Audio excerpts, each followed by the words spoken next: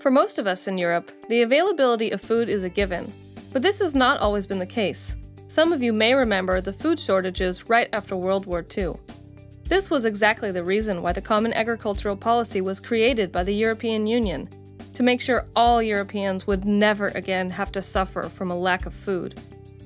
In this respect, the Common Agricultural Policy has been very successful. For an average of less than 100 euros per year per inhabitant, all Europeans have access to a sufficient and stable food supply. This is something that cannot be said for other parts of the world. Almost 1 billion people go hungry every day. Millions die each year of starvation. And with the world population growing from a now more than 7 billion to 9 billion in a few decades, how can food security be achieved for everybody? What is the role of the Common Agricultural Policy in this?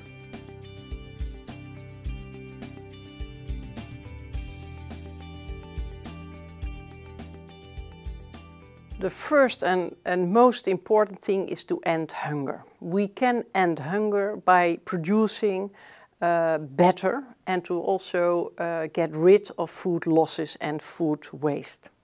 The second, but it's part of the solution, is that we should give smallholders in the very remote area sometimes access to markets, but also to services like financial services, insurances, starting material, fertilizer, etc. It's necessary to end hunger. And the third and last one is that we attract farmers to stay on the farm. Now, one of the biggest problems is to find the next generation of farmers, because they say it's hard work for few income. So we have to pay farmers better and to provide them with new technologies, so that farming, for both men and women, is a very attractive way of life. Europe has a leading position in the world. Europe was able to abandon hunger after the Second World War. Now we don't have hunger anymore in Europe, but Europe has to play an important role also in the world to support regions like in Africa, Asia, but also in Latin America, to produce better in a sustainable way and to use new technologies and to take away all barriers. And the good news is that all barriers, trade barriers, are almost left behind. Over the last 50 years, the Common Agricultural Policy has been very successful in ensuring a stable food supply. However, this doesn't mean that food security is no longer an issue in Europe. Food security is threatened by the effects of climate change, the degradation of soils, and the lack of farmers. For these reasons, there are a number of measures to ensure food security in the new Common Agricultural Policy. First of all, measures to improve the sustainability of agricultural production, the so-called greening measures, are mandatory for all farmers. Additionally, there are extra payments to support young farmers, small farmers, or farmers in areas where it is difficult to farm, so-called areas with natural constraints.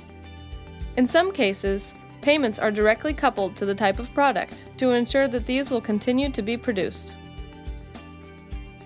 Through innovation via the European Innovation Partnership and research programs, there is support to improve the productivity of food production, while at the same time using less resources, more with less.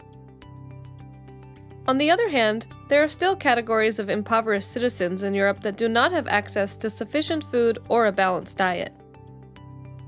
From the Common Agricultural Policy budget, each year, €500 million is spent to give these people access to cheap and healthy food, for example at food banks. And especially for school children, the Common Agricultural Policy gives money for school fruit and school milk programs. In my view, the new CAP is promising because it supports farmers who'd like to produce in an innovative and sustainable way and to improve yield and income. But it depends, of course, how it is used in practice.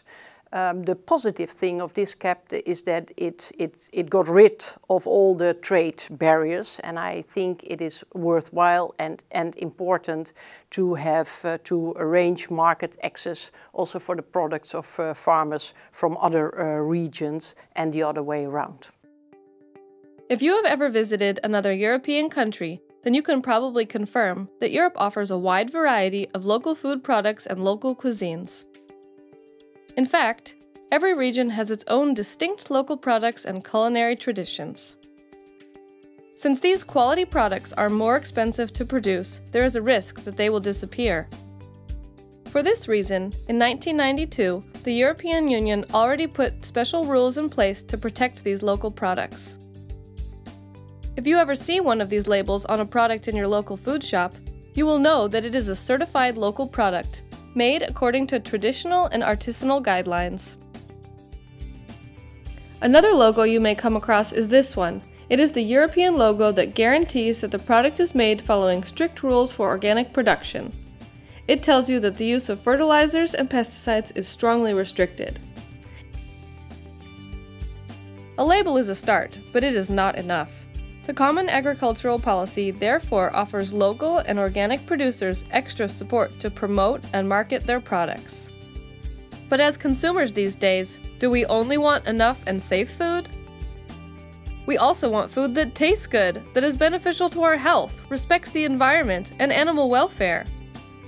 We want that special cheese bought directly from our local farmer. Europe is famous for its rich diversity of high-quality food products and culinary traditions. What does the European Union do to protect this and to ensure we can enjoy these products well into the future? We cannot take food security and food quality for granted. It's little short of a miracle, in fact, that in Europe we can enjoy an abundance of fresh, safe, and high-quality food at reasonable prices each and every day.